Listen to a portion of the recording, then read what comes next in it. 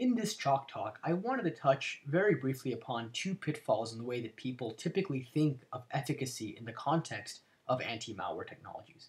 So let's say you have a system and it's running some type of traditional anti-malware technology on it, and imagine that there's a file called mal.exe which is introduced onto the system. And let's say mal.exe is in fact malicious. One of two things is going to happen.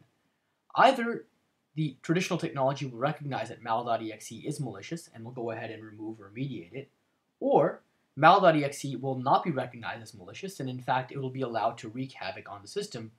For example, it may be allowed to install new files or download new threats and really bring its friends over to play, so to speak. Okay. Now imagine that subsequently the anti-malware technology does gain intelligence, maybe from its back office, that suggests that mal.exe is in fact a threat.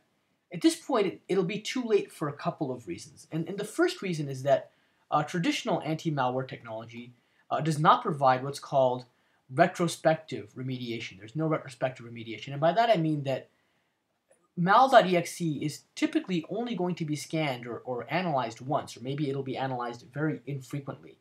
And so even if there's new intelligence that suggests that mal.exe is malicious, that intelligence may never actually be applied in the field. Okay, and this is actually done specifically to keep performance in check. And the only way to sidestep this limitation is to really do a full system scan, which is extremely expensive to do. Now the second limitation and the second point I want to make is that even if mal.exe is eventually removed from the system, there may be artifacts around it that will remain untouched, so to speak. And by artifacts, I mean these other gray files. For example, the files right here. These files may not be removed as part of removing mal.exe. Or for that matter, there may be another file here, which was the file that introduced mal.exe in the first place onto the system. And this file will often go unnoticed or untouched, even if mal.exe is subsequently detected. Okay? And these other files are part of the overall ecosystem, so to speak. And when most people think about the efficacy of anti-malware technologies, they focus primarily on the accuracy of that initial detection, but they don't account for what recourse exists if the threat is missed initially, which is what happens in far too many cases.